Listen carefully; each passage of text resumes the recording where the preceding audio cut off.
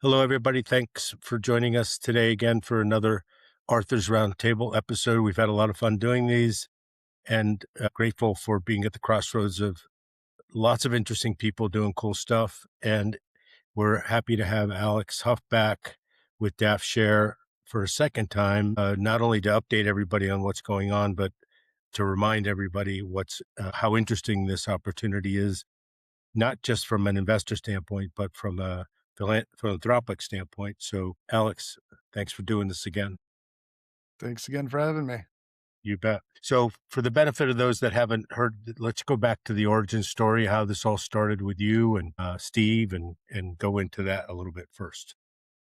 Yeah, I'll give a quick historical update. So I was lucky enough to be in technology my whole career, got involved with charities and fundraising and even complex gifts very early. I've kind of been on every side of the philanthropic slash charitable fundraising ecosystem, from donor to volunteer to fundraiser to started a few charities and board of directors.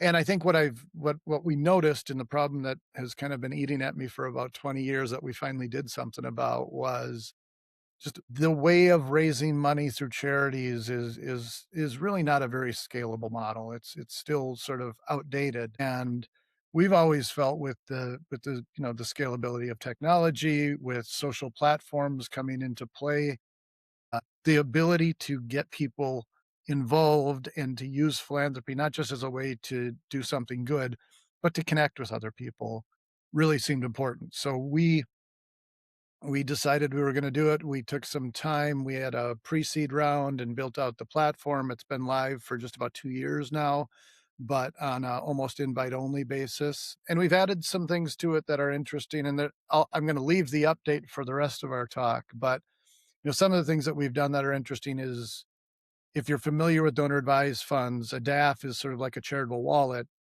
Ours is completely shareable. I think I shared some of mine with you.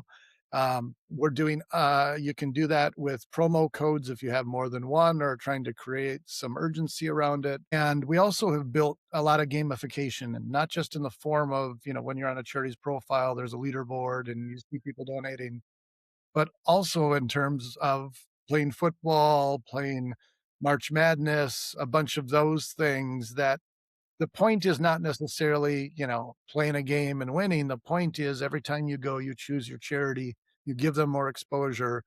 And through the process, and this might even be since our last podcast, we have seen so many times where new charities came on because donors made a donation to a certain charity, and then people who were playing the game that were looking for a new charity to play for this week, they found that charity. So like the whole hypothesis of seeing people give and seeing how other people do it is kind of really played out. And we've seen good successes with sort of the value proposition that we were trying to deliver on. So that's been where we started, and now things are getting even more interesting. So So, a DAF is designed so if you don't know exactly who you want to give it to, you can write the check now and take the economic benefit of the corresponding tax benefits and then decide where the money goes later. It's basically an intermediary step, is it not?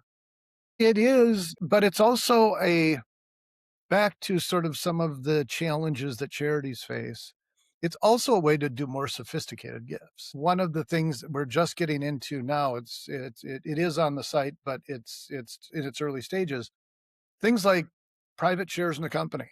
As long as you don't have a binding agreement, you can give a portion of your shares to a DAF. And then when the sale concludes or when the IPO happens, you get the full value of what you donated, whatever the market price of that is.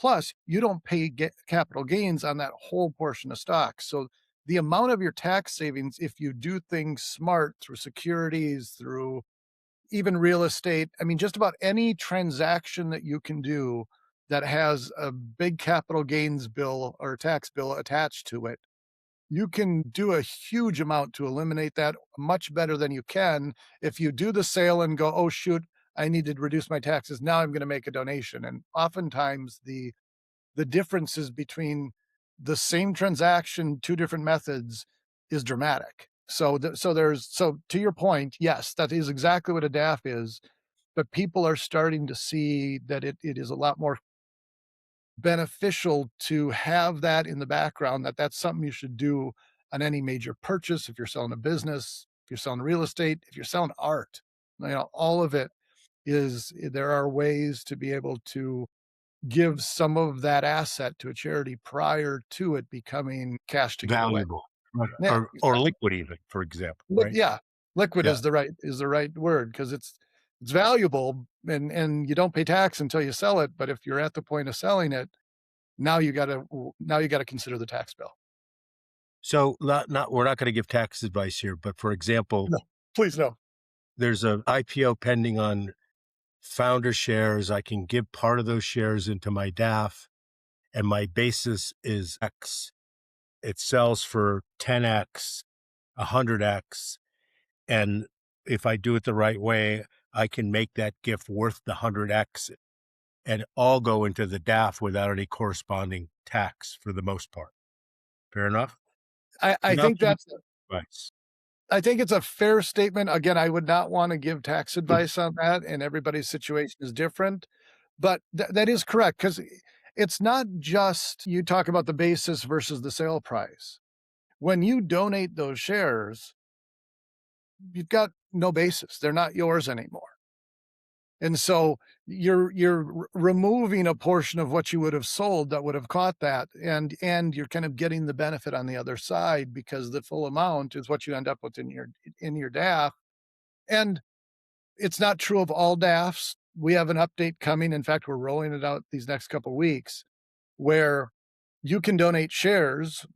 Right now, it's just publicly traded, but when you donate shares, those same shares stay in your DAF. So even if you don't want to give them up because you think it's still got some gains left to go, you can hold those shares until the point where you want to liquidate them, as opposed to most DAFs, when you donate the shares, they liquidate You it gotta and that you your gotta cash sell flow. them.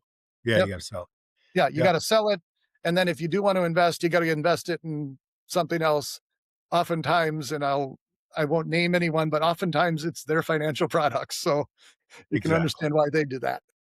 And so, let's get into the weeds a little bit. So, there's people who have created DAFs forever, right? And so, one of the things you're doing is saying, "Just tell us you have a DAF, and then we can help you deploy that capital." And the other thing you're doing is, if you haven't done a DAF, why don't you do it inside of our chassis, and it gives you some flexibility that you wouldn't otherwise have. Is that fair?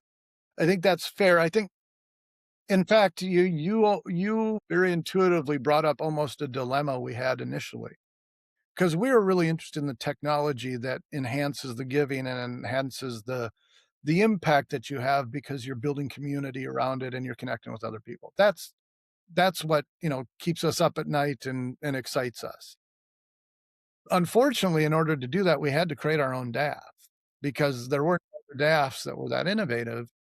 And so we did. Now, we had always pictured growing our DAF to a point where we're getting enough assets transferred from other DAFs that the other DAFs finally want to play ball and say, all we care about is the assets. We will let them use your front end. But as we've gone through it, I think our DAF, just the financial vehicle that is a DAF, has become more and more interesting. Like, I'm not sure, I'm going to try not to use names, but a traditional DAF that most people have their money in is going to let you play pro football pick'em every week with your DAF. That's probably not what they're It's going to not do. very interesting to them. Not only that, let's call it what it is, and I'll do it so you don't have to, is the idea of a DAF for the big institutions that wanna manage the money is exactly managing the money. Otherwise, there's no point in doing it. And in your case, let's just say it's liquid, and let's just one example where somebody has a DAF. How does that work Yeah. with your platform? Yeah, so for us, and this was kind of our grand scheme that I think we still will do and we still wanna do, but right now, in order if you have money at name the DAF, Fidelity, National Christian, some community foundation, you have to do a DAF to DAF transfer, which are very common. It's very easy. It's as simple as like making a donation to a regular charity. That switches those assets and that money over. It's a somewhat inefficient process. A lot of them still only write paper checks, but that's how the money gets into one DAF from the other. So right now, that's where it is today. Eventually, we don't care about that. We would rather you be able to, and part of it is a tech challenge as well, because on the tech side of things, they're not active APIs and documentation on how to interact like in the tech world where I come from, and we're in a world of AI where there's an There's all API. kinds of rails and all. There's an API for everything. Yeah. I can take credit cards through Stripe. I can check bank accounts through Plaid. There's a million utilities that make all that kind of easy, possible, and efficient.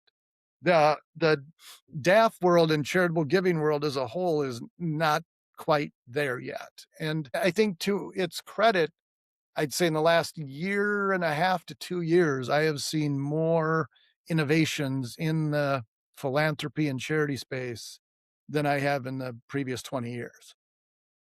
So yeah, so right now, if you are trying to use our platform, you do have to do a DAF to DAF transfer.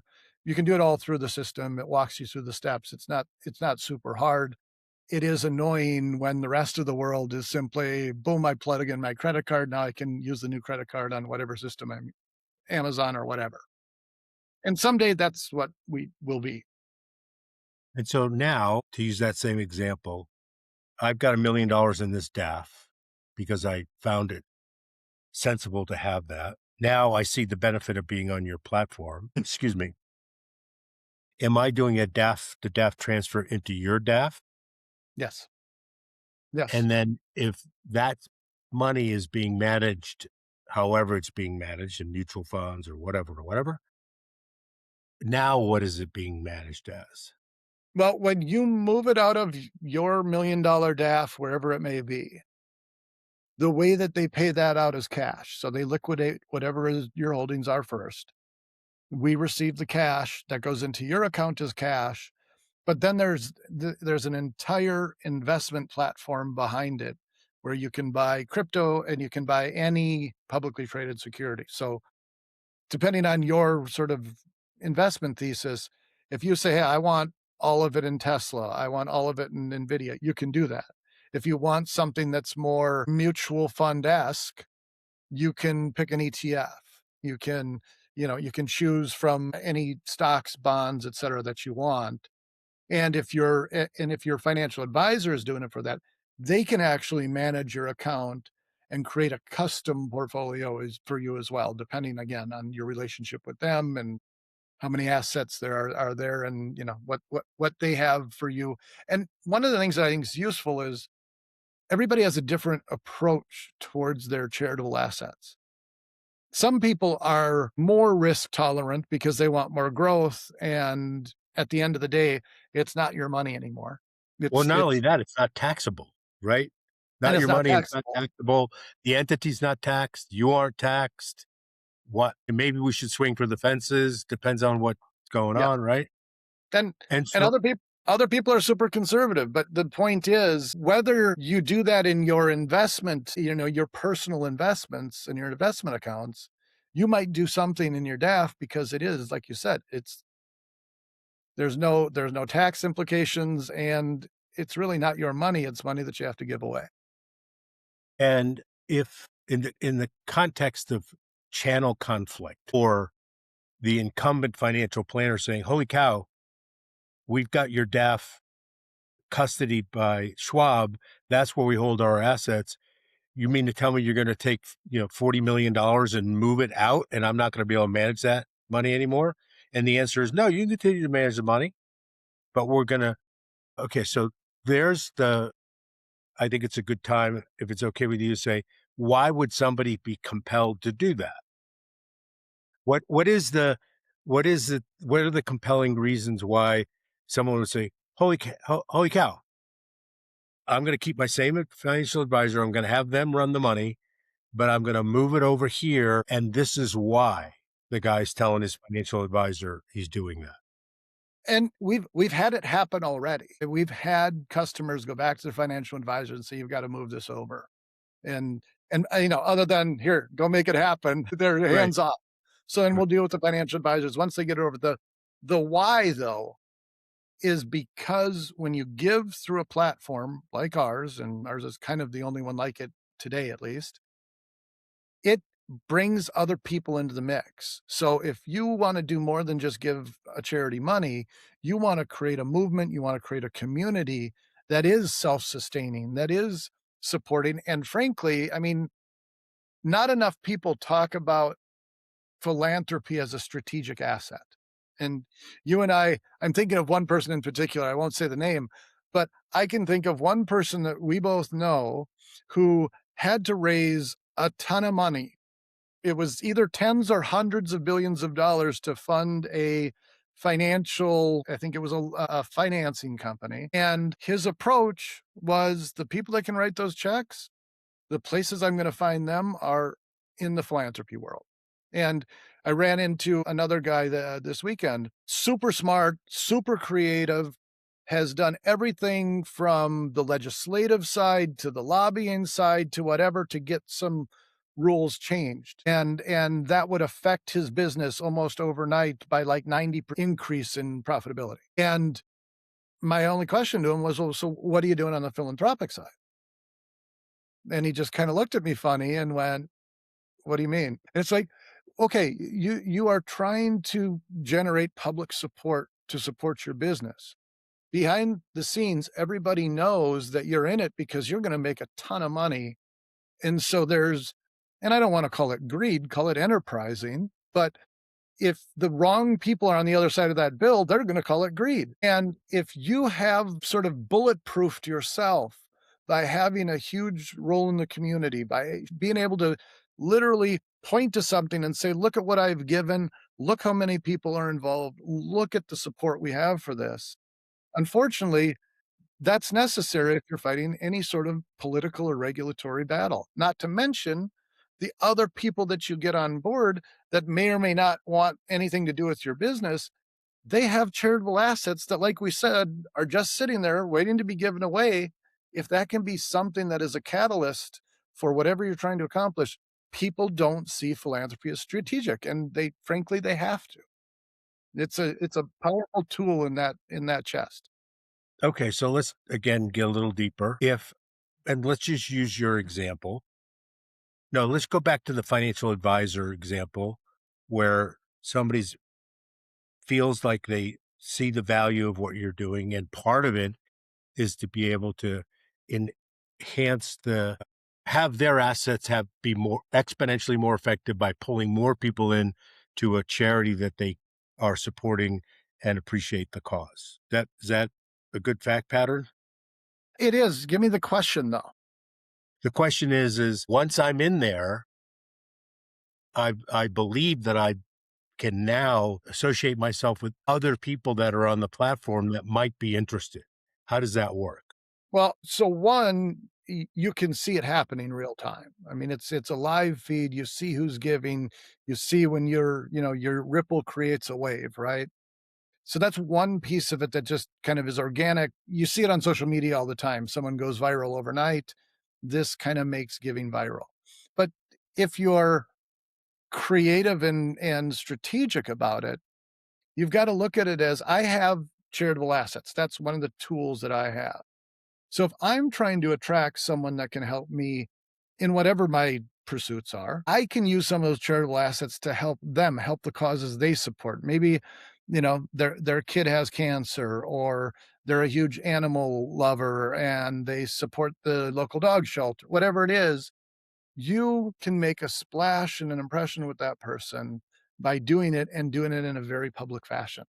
Like, hey, and even if you want to retain some anonymity, on our platform, we allow private donations, which means it's you and it's your username.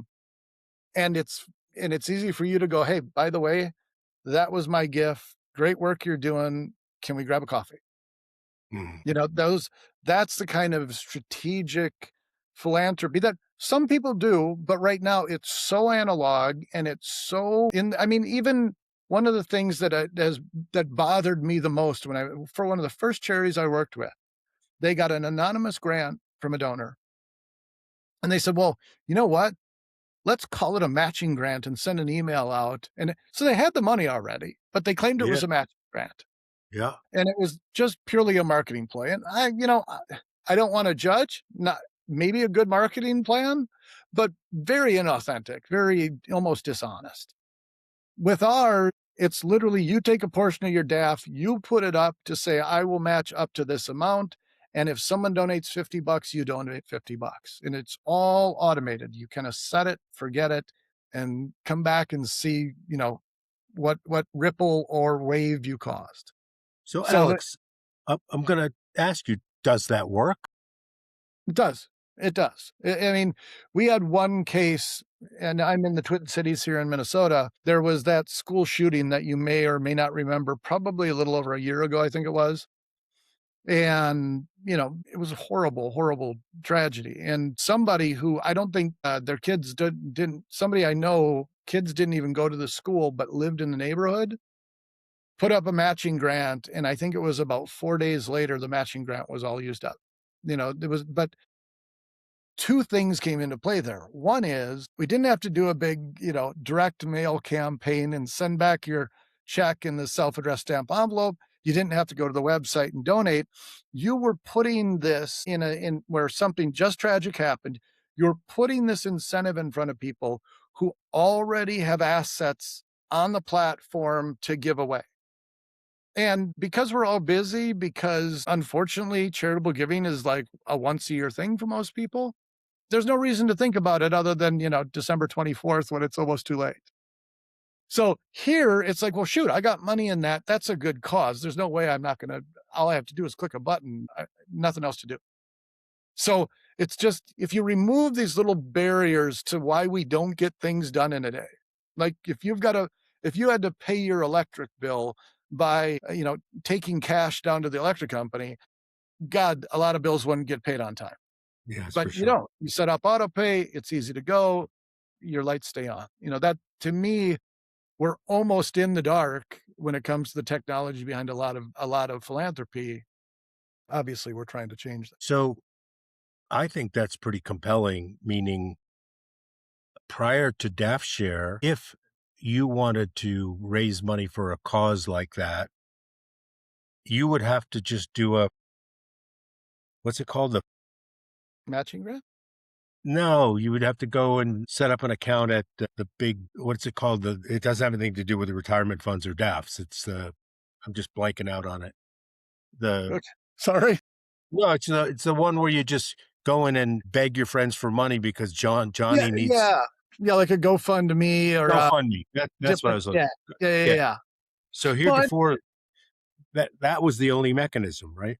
and even that is questionable. I mean, and again, I don't think this is unique to GoFundMe, so I'm not trying to throw them under the bus. But the truth is, you might be that guy that really does care about this and sets that up. But the question is, when you end up with $20,000 in your account and you go, yeah, maybe they don't need it. You're the one that controls other people's money in that case. Yeah. Yeah. And the other scenario is, so if you wanted to do it most responsibly and probably legitimately, well, you've got to go down to a school and get the attention of a staff person who just had a bunch of their kids shot up and go, hey, I got an idea to raise money. And they're literally dealing with the trauma of a tragedy. This was able to happen without the school even knowing because somebody felt compelled to act. And they already had money in their account. They put that up for the matching grant. And then everybody else that contributed already had their money in their account, already had received the tax benefits for doing so. So it's there for when it's needed. And I think that's one of the things that is the worst part of charity is you see so many sides to it, where you have a tragedy and a bunch of people dump money into stuff. And then, the tragedy's over, the news cycle's changed. And now everything needs to be rebuilt. Who's going to do that?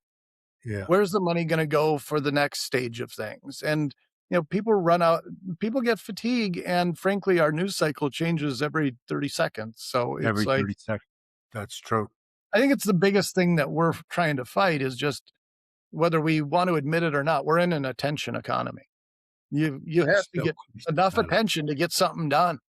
yeah. And if football's your thing and you come back and think about charity once a week, regardless of the dollar amount, we've won. We've got your attention. We're reminding you that you really care about that charity.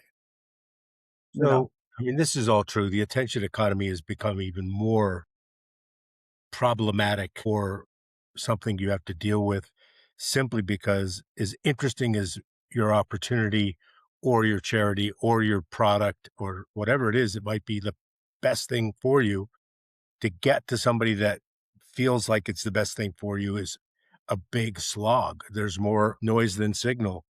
And there's people waiting to get the signal and they don't get it, right? It's not because they don't want it, is they don't get it. What is the right now in the context of what you're doing now, not 2 years from now, but now, you want more people to move their DAF into your DAF so there'll be a bigger community?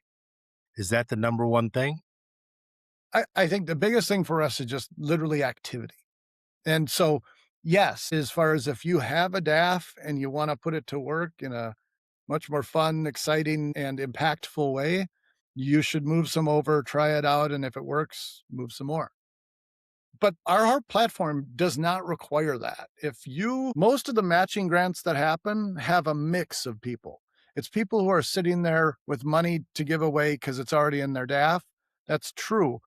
But there's also anybody that comes in, signs up for the first time, makes a credit card donation for the first time, essentially ends up with a $0 DAF. So for those people that don't know the benefits of it, we've got an opportunity to teach them. We've got an opportunity for them to realize next time I go to my accountant, I can go, can I stick some more money in my DAF? Would that help my tax situation? Those are the kind of things that I think we're really pushing towards, because once you think about it that way, you can realize giving is almost free.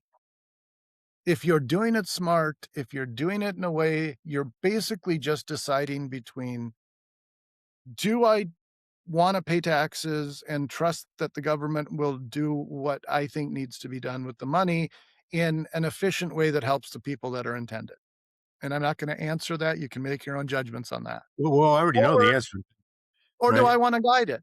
Do I wanna be self-determinant, and do I wanna say, "Listen, no, I don't think that thing over there needs attention. What I care about is this, and that's where I'm gonna put it." And as few accolades as I have for our tax system, that's one good part. They make it so that if you are going to give it away to things that are needed, you can determine what it is, and you don't have to pay it to us.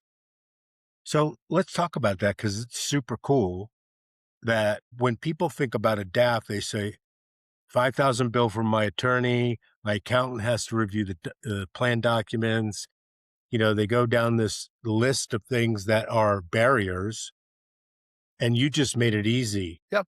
And even, I mean, there's actually a historical sort of movement here, because call it 30 years ago, if you wanted to do this, you had to set up a private foundation, which means sort of an eternity of those same lawyers and accountants and due diligence and filings and everything else that goes into managing that money and giving it away.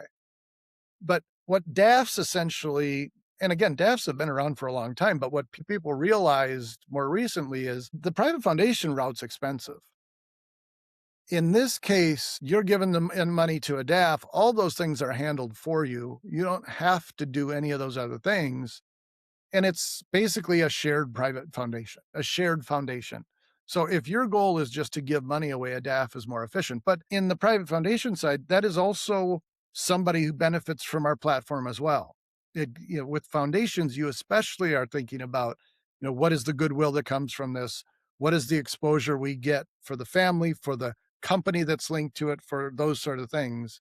And we've seen a lot of that start to play out where companies now are seeing a DAF as almost a perk of employment. I might fund the DAF because I'm the owner or I'm the founder, but I'm going to give all my employees a small DAF or whatever DAF size I want, And now they can give to the charity. I can also use that money that I used to fund the company's DAF to match their donations regardless of who the charity is. So now my company gets the exposure. My company helps the food shelf. My company helped that along with the employee that guided it. So it's not, you don't need a huge, corporate philanthropy department anymore. You just need to empower your employees and fund the DAF. Or if I'm a two-person company and I've got excess cash and I want to set up a DAF because I not only have an intention to support a particular charity, I can set up a small DAF with a few $1,000 and still get the pat on the back for supporting the local little league team. Yep. Well, and the other side of that too is once you set that up, it becomes habitual. I mean, there are a lot of people out there right now that go, "Yeah, I have a DAF. I wonder how much is in it." And Yeah. they go back and they look and they're, "Oh, I had no idea it was that much," because they've been sticking away what was responsible each year, and it continues to grow, not just from the additional contributions, but because the market has done well, or they're in the right, dividend stock or whatever it might be. So, I mean, it's one of those things that once, especially with the younger generation who's really treating charitable giving differently. The older generation, it was sort of an obligation. Sometimes it's tithing and it's, to a certain church or to a certain, the younger generation is really not this motivated in the same way, even though religion is definitely on the upswing for the younger generations. They still look at their charitable contributions as more outcome driven. I want to save more dogs. I want to cure cancer. I want to make people's lives easier that are suffering from whatever it might be. Yeah, Like, not an obligatory tithing, for example, yeah. right, right. What is the, if I know the answer to this, but I want the audience to benefit from it. What if I decide I wanna support a particular charity and I don't have a DAF, and I throw a few $100 into my DAF that you create for me and automatically spin out the money to that charity, but it's not on your platform. That getting that charity on your platform is easy, right? There is a 99.99% chance the charity is already there. I think we have about 1.7 million charities on the platform. So that unless they don't file taxes or Right. they've not gotten approval as a nonprofit, which is its own problem because if you give them money, you may be getting Yeah, a yeah, visit. yeah.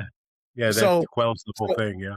they are already on it. And honestly, there's a lot of that happens. Someone does a search for a charity, finds them on our platform, puts in their debit card, credit card, whatever, and gives them 50 bucks. Like that happens all the time. The benefit of that is it's easy and now they have a DAF, so they start thinking about it differently. But the other side of it is sometimes those small people can actually be a big contribution because they do have a following. They do have friends and family and Facebook people Right, that right, they yeah. can go, "Hey, come support with me." And, we always debate, is the size of the check more important or is the number of donors more important? And the answer is yes, but what we found, and I think for people that are listening to this who either have a foundation or even are high income earners, by you starting that charity, especially in the case of like a matching grant, there's the opportunity where people come in, people get involved. And now because people stay engaged, that fundraising piece is a lot easier. And one thing that I think is worth sharing that we're still in the early stages of, but I think you'll find fascinating. And I don't think we've talked about this. We have kind of made a bold stance that we are using our AI agents to be fundraisers for the charities that are getting support. So where it used to be, we're reliant on that $50 donor to go tell his friends. Now that $50 donor kicks off marketing, outreach, things to find places where the other donors to that charity were, because that triggers our agents to do it. And working with literally thousands of charities over the years, I can tell you it's hard to find a development person that knows everything. How could they? So if someone comes to you and says, I want to donate land, the chances of the person on the other side of the table that's the paid development person knowing how to handle that is not real good. But we literally have a representative from that knows everything there is to do, from a gift annuity to a land donation to art to jewelry. So being able to really utilize AI to be the development partner for these charities, it's going to turn this whole model on its head, where the donors are the ones that make a charity successful. And they do it because the outcomes and the causes that they're trying to affect are being affected. Right now, the charity is judged on how much money it raises, not the good it does. And I don't wanna put all of them in one group, but there's a lot of charities out there who are excellent at raising money, and you're lucky if a nickel on every dollar goes to the actual cause. So So what happens with the Southern Law Center? Like, that was a Oh, nonprofit, right? yeah, that's an interesting one. And we know what really happened there, right? It was insidious, right? So it's not like it's controversial in terms of what the facts are. We know what happened, right? And is that part of the 1.7 million on your platform? Not now, but prior. I think it would have been. I mean, Yeah, it would unfortunately, have been. that's Yeah, that's the way yeah, it works, 'cause yeah, our whereas, like, some DAFs, especially if they're religious in nature, will choose certain things that don't, fit with their values. We said as long as they're in good standing and as long as people wanna support them, they yeah. can. It was not a But criticism. Yeah, yeah. but where our platform does come in is, I promise you, and I will say I'm very, very confident Southern Poverty Law Center has no donations on our platform. Yeah, So I don't have to directly address that. But the beauty here is what happens next.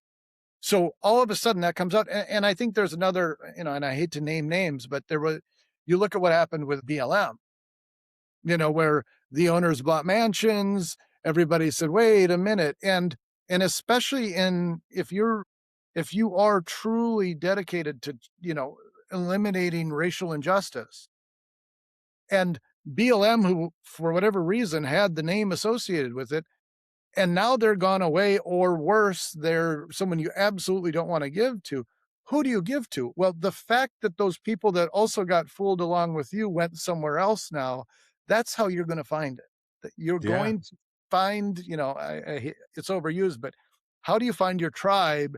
And when your tribe moves, how do you move with them? And yeah, right now, or I should say, right now in the past, you have no idea, because the only people that held that information was the charity itself. They know who their donors are. The donors didn't have any transparency into that. yeah.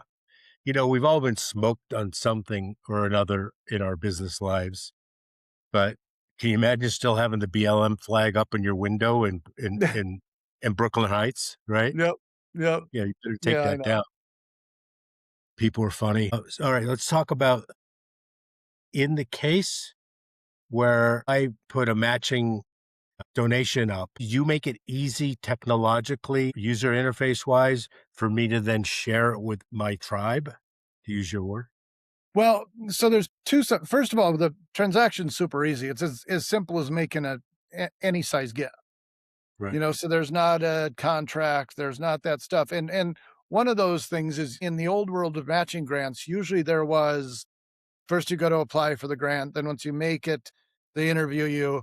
Then if they want to go forward, you negotiate the contract, then you do the campaign, then there's an audit, then they write you a check. So I mean, that's months or years apart to an old school thing. With ours, because we can hold the money in the DAF, we know the money is there. It's not a false promise. And when someone donates one donation at a time, even if it's $5 at a time, that's how much your matching grant is reduced until you get to the end of it. Now, the tribe thing was a real problem. You're bringing up a really good point, which is, how do we get people to share that? How do they make that matching grant, and then get enough people to even trigger the match, right? Or to exhaust Make the matching grant. additional donations, right? Yeah. And so in the past, what we had been doing is we basically go to the charity and say, "Hey, you have a matching grant. You should tell your other donors about it. They might be supportive of it." And then typically what do? They do email campaigns, they do maybe social media campaigns, and they send direct mail out. Now, that's not dead. For the charities that are involved, they get the biggest bang for their buck because their people are more effective and they can see it building. The story plays out in front of you, which is again fighting for that attention. But with the addition of AI, now, even without you sharing it, because a lot of people don't, they make the grant, they sit back, they go, gee, I hope someone else gives. And nobody, it's, the tree falling in the forest, right? And so now Hold with hold the on a second. What are the hold on a second. One of the things I was thinking of is that, like, when you post something like this podcast, when we publish this podcast, the technology gives us, do you wanna post it to X? Do you wanna post it to LinkedIn? Do you wanna post it, is that functionality in there? It is, but you also have to connect the different parts. That is evolving, and I think to be brutally honest, I think we're actually going to blow right by doing that because the AI already knows where else you are. They already know, yeah, I The AI knows there's a group for that university over in Facebook. The AI knows there's an Instagram or there's not. And yeah, so in the old world, we had to count on people being tremendous marketers, and especially a lot of big donors go, "I don't that's not what I signed up for. I just wanna give the money, yeah, yeah, yeah, yeah, and let the charity worry about that." Well, sure, the charity can be supportive of it, but even if they're not, the AI can help the people. It knows where the people are that support you, so it makes it available to them. And it. I, I know I have been a huge critic of AI, not in that I don't see how monumental of a change it's going to be, but it's gotten overhyped for a while. Like anybody raising money just says we're AI, and they get funded, and nobody really knows why. But I will tell you some of the innovations that we've seen just in the last few months are crazy. I mean, yeah, it's um, mind-blowing, we're yeah. we're almost at the point of, artificial general intelligence. I mean, it's depending on how you define that, AI has surpassed humans in everything in one outlet. There is no human that can come close to the knowledge that an AI has, and it's only increasing in speed. So if we have another one of these in 6 months or a year, it's gonna be a really interesting game. Yeah, Mark Andreessen thinks we passed Yeah. the Turing I think a test. lot a lot of people do. I mean, even to the point where because there's different AIs, even like what's I don't remember the number, but it's like 14 point whatever self-driving right now is really not just better than other drivers, but better at reacting to bad drivers, which frankly is the reason for most accidents. And Exactly, yeah, so yeah, so we're defensive gonna get driving you 101, right? Yeah. exactly. You don't have to worry about the drunk driver because not only is the drunk driver not driving the car, but your car is ready for the drunk driver to maneuver around. So, I mean, So, we let's go live in back exciting times. to where, like, the best ever, like, what a Yeah. time to be alive. Well, I was in college at really the dawn of the internet, and I mean the internet, not the World Wide Web. That hadn't come out yet. And I just remember like 2 days without sleeping, teaching myself to program. Like, this is mind blowing, and it feels like that again, and maybe bigger. I mean, we don't even know where it's gonna go from here, but if you think, if you go back to about 1995 or 94, if you could have predicted where the internet would gone, I that would have been impressive because it's gone so much further than anybody thought, And and this now this AI AI is happened so fast, yeah. and The funny and I thing is it hasn't. no, I AI has mean, been around what's for, like happened 6 months, the Yes. prior 6 months didn't even resemble what's happened in the last 6 months, right? Exactly. Yeah, I mean, AI is I think AI has been around since the 1950s. IBM had been doing AI for a long time, right? And once the LLMs came out, once the language models made it accessible to everybody, the rate of change is just, I mean, it's exponential daily. On one of the podcasts, there's a new term called vampire in Silicon The Valley. AI vampires? Yeah. I I think I'm one of them. Yeah, I bet you are. What's it well, it's funny, my background in game development, game design, and even game theory, right, there was always this concept of effortless productivity. And so, like the one of the games that was best at it, there was a game called Heyday. It was like kinda like Farmville, but really good group built it. And you had people spending unbelievable amounts of money because before they go to bed, if they could harvest all their crops, start all the pies, milk the cows, and do all that, then it would run overnight and they'd wake up and be able to do it again. Hmm. Well, that's what AI is now. You go, all right, get this done for me. Get the agent of the agents working And so, away right. while you're sleeping. And Well, the even that, vampire thing's really interesting because what they're doing is they're going, holy shit, I've been wanting to do this for 3 years to build this thing. Now I can just focus for 3 hours and build it and move on to my next favorite thing and then move on to my next favorite thing, right? yeah. It's Well, crazy. and again, it's that effortless productivity. Like, wait a minute, if I can start 3 agents doing different things, why not 30? And and I will tell you that the just I look at, like, the teams that I've had in the past when I built company and built companies and built platforms. What we are rolling out in the next 2 weeks would have taken me 25 people and 6 months. Yeah. We've been able to do it with, call it 6 people and maybe 2 months. Yeah. It's insane. And again, they spend most of their time managing agents, writing code, and then testing code and everything like that. They're not even building it anymore. They have their team. It's just all AI agents, and they don't have to worry about someone not showing up or getting sick or even complaining that I did it exactly the way you told me, but you told me to do it wrong, and now I don't want to do it again. Yeah. Right. Right. Like Yeah. just human nature is sometimes one of the impediments. Yeah. I think it's a fascinating time. So back for a second. So I put up a matching grant for my favorite charity. I don't do any of the post socialization of that. Is your system AI going out to your current platform and saying, "Hey, there's a new matching Yeah, grant here," that and is that something you're interested in, or do they have to be looking at the dashboard to see it? no, it'll be both. It'll be both. We have an area with all matching grants. So if you're feeling generous today and you want to see where your money can go the furthest, that's one way. But just in general, even back to the story I told earlier about the school shooting, like that happened because not only do people see your matching grant, so let's just say you're the vampire in this case, and you make that donation at 3 a.m. when nobody's sitting there on the site watching it.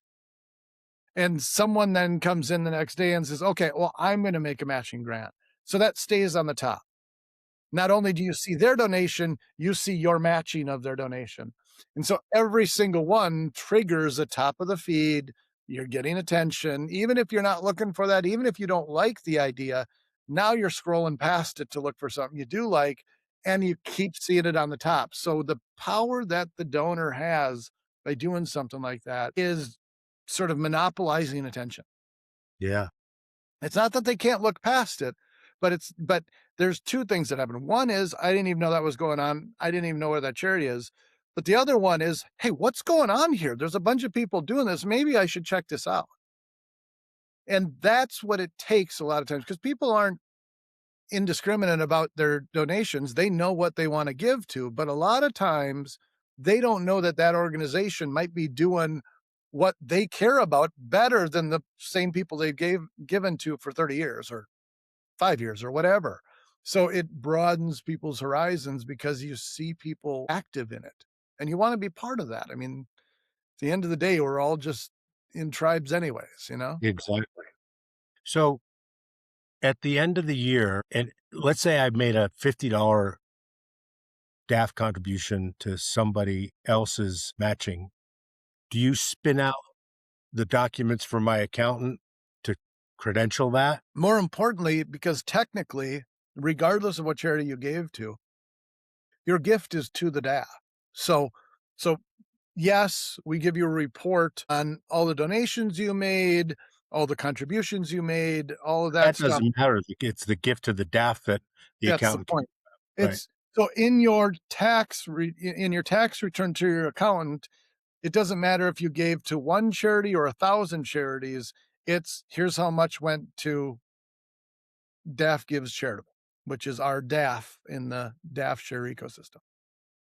So, I mean, this is you know who I'm talking about, but we're gonna be having my friend here come and meet a bunch of the people that are super interested in what he's doing for his nonprofit. And I just, as a matter of course, happy to support with a few bucks. But now that I think about it, I'm gonna have all those people in one the room, and I can say to them, here's my matching gift.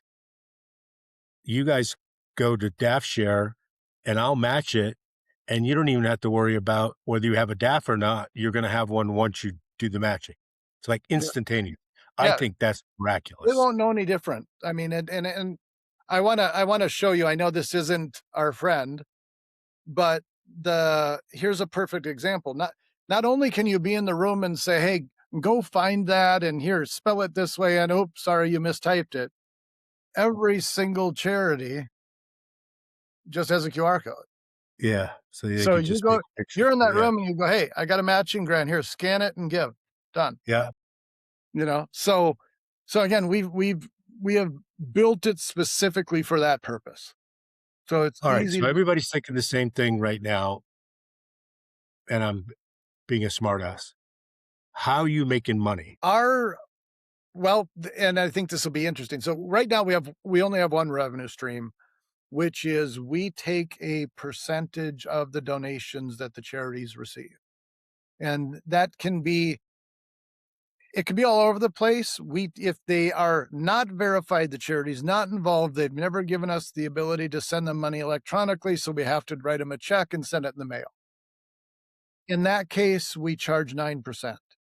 If they're if they're just simply verified, it goes down to 5% and we send them the money much faster because it's electronic. And if you do a matching grant, it's 0%. So if you average that out between the matching grant and the trigger, you're actually paying less for a donation on our platform than they do for their credit card fee on a website.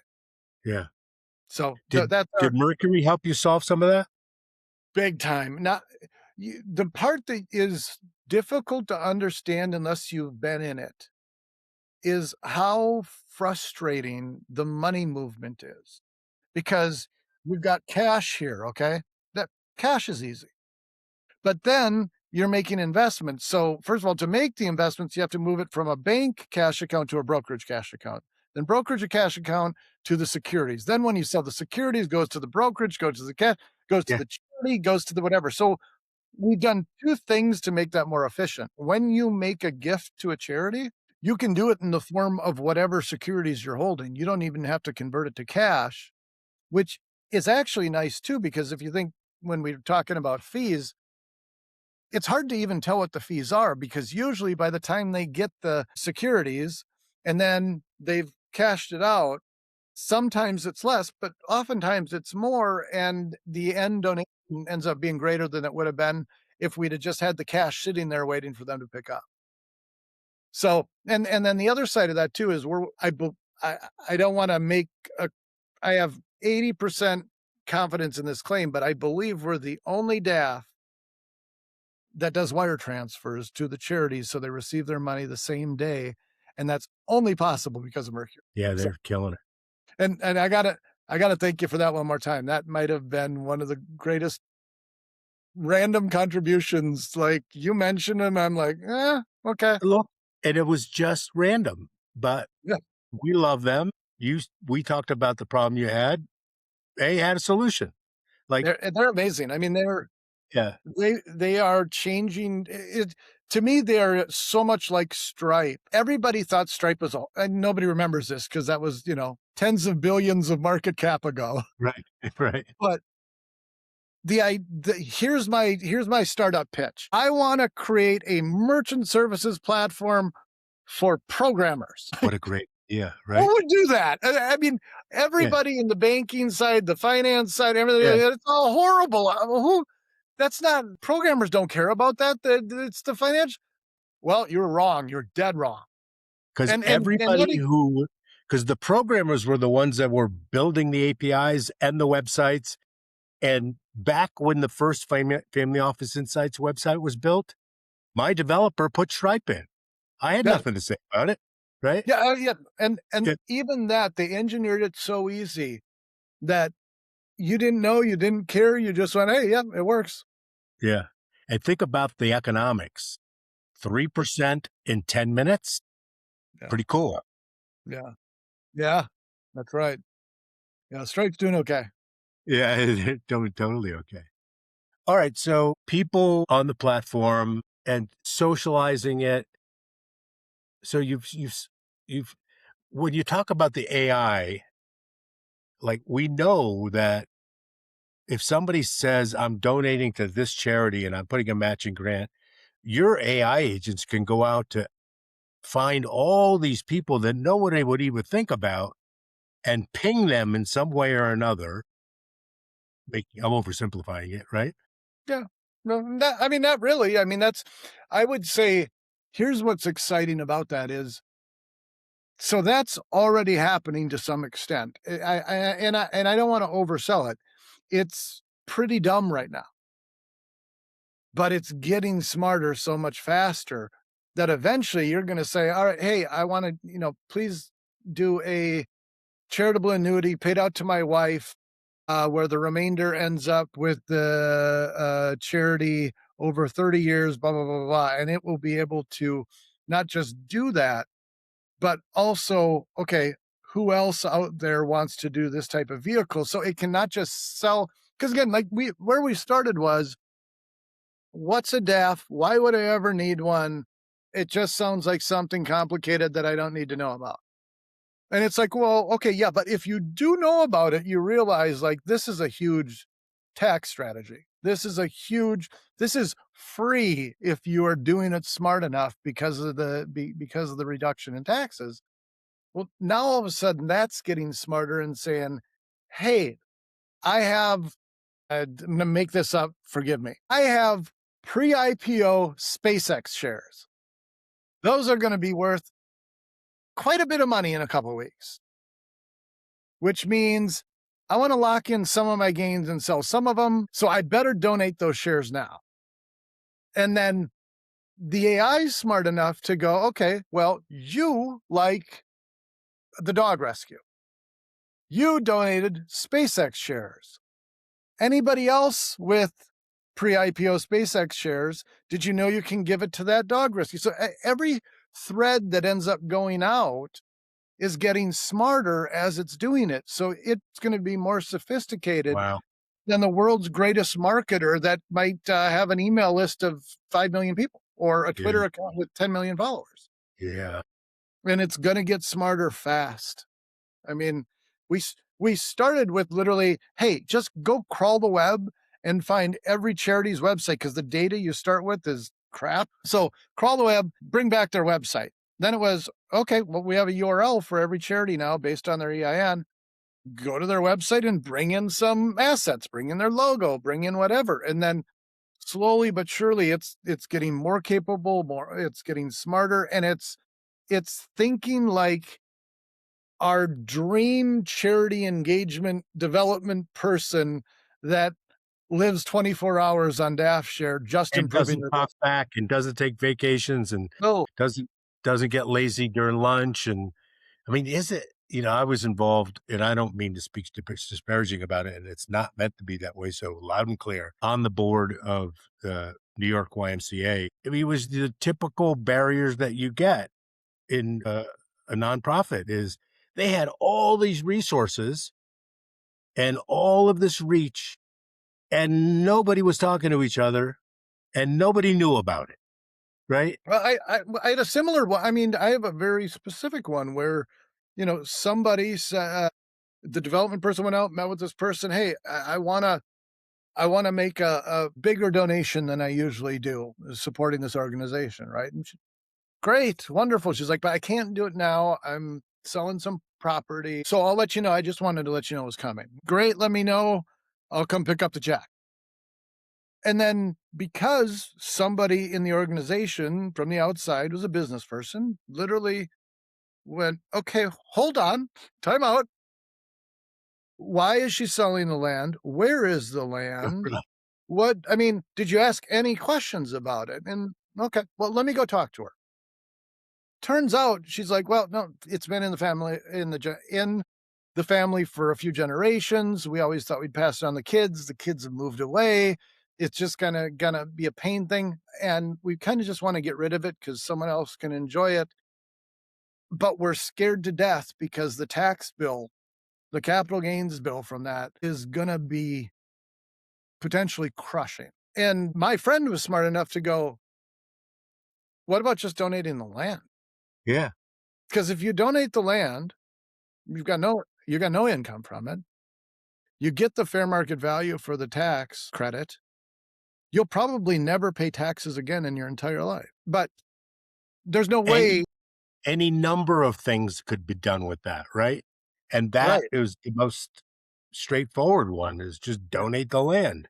Yep. You the basis in that land is probably nothing, right? Yeah. Right. Happens all the time.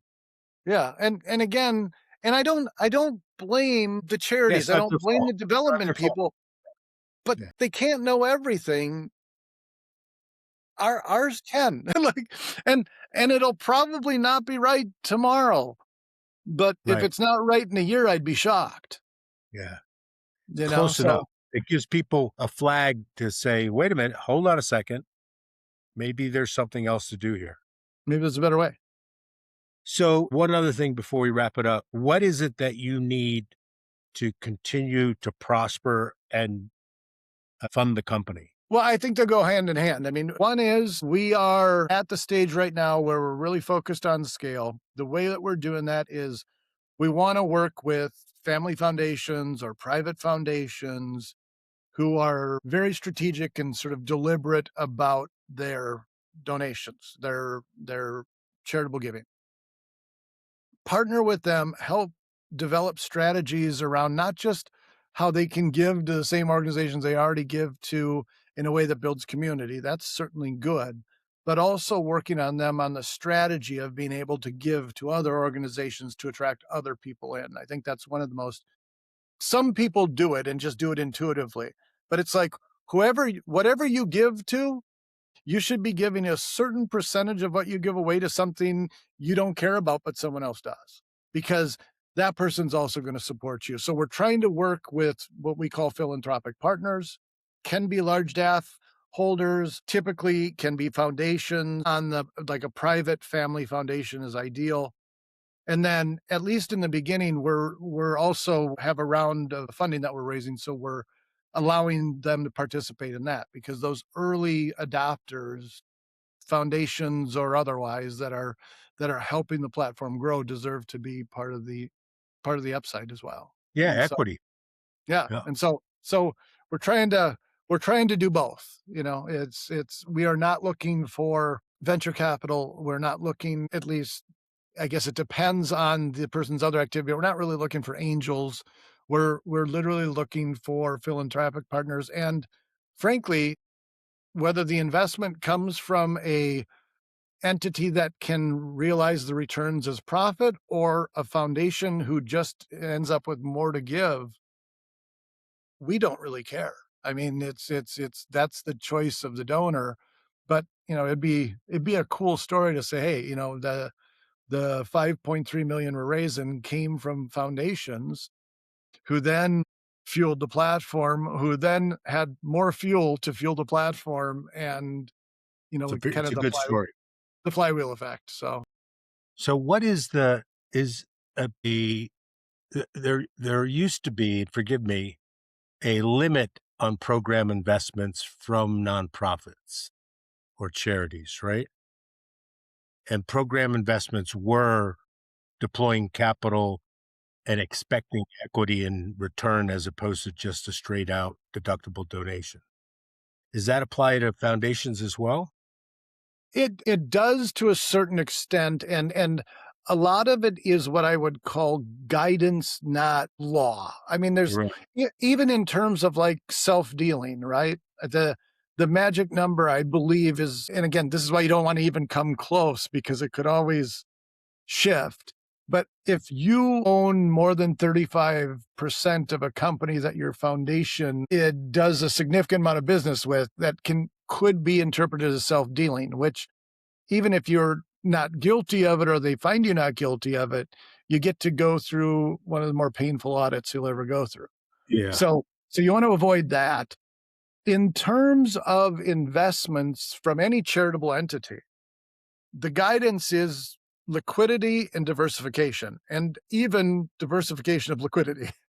So you can't have you can't have all your investments in one thing, and you can't have all your investments in something that has no liquidity, because again, the spirit of any charitable, any tax advantaged organization is that you're actively giving Giving money, giving the money away. Yeah. Yeah. helping the social good. Yeah. So so but if you have the right mix of that, you can it's not that you can't do any of it, it's that if you're, if you have a DAF or a private foundation, and 100% of that is invested in your for-profit company, and there's no public market for those shares, and you never give away any money, you're going to be in trouble. Yeah. So, You're gonna be so in trouble, I don't and you should be in trouble, right? and it should. I mean, it's Yeah, completely yeah. against the spirit of helping and philanthropy. But the nice thing is, though, there are a lot of innovations that are happening in that. I mean, there is the ability for you to invest in a startup with a DAF. There is the ability to make, I mean, again, not long ago, you couldn't hold it in crypto. You couldn't, do anything outside the box. And I think one of the things that we haven't talked a lot about, because our right now our business model is pretty simple and it's just one revenue stream. But what I've seen, and you're starting to hear a national conversation about it, is why do you have to be of a certain asset level and stature to get access to the really good investments? The alt investment funds, the hedge funds, the whatever, right? And the answer is sad because you got to go back to 1933 when, we're protecting the people too dumb to protect themselves from making bad investments from snake oil salesmen. But you're hearing the conversation happening to say, listen, there's all these rules, the accredited investor stuff, that's fine, but that only hurts the little guy.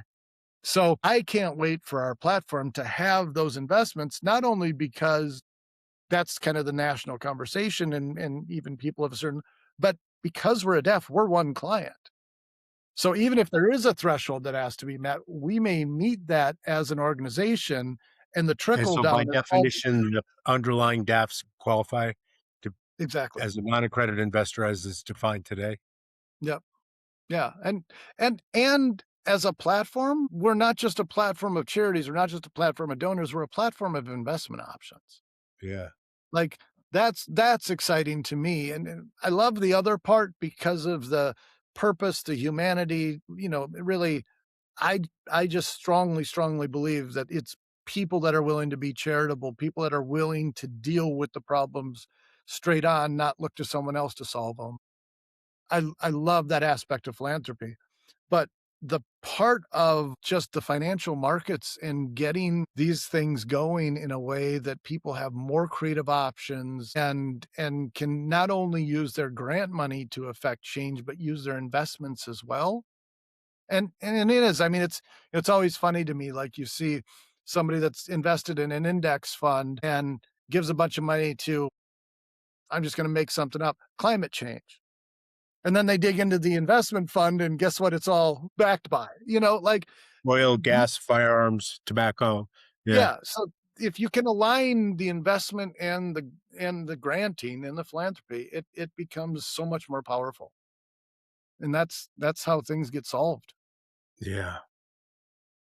Well, I continue to percolate some ideas that I'll share with you later, because this has been super helpful to me as well, and I'm sure the audience appreciated it. Well, So, every Alex time is we all. have a conversation, I learn more and I get more excited. So thank you again for having me. I love If every one of these we do and our side conversations. Yeah, and if all I did is get you excited, and you got me excited, so we're equal. We're Nice. even. So, all right. Thank you, Alex. Thank you, everybody, for being with us today. Till next time.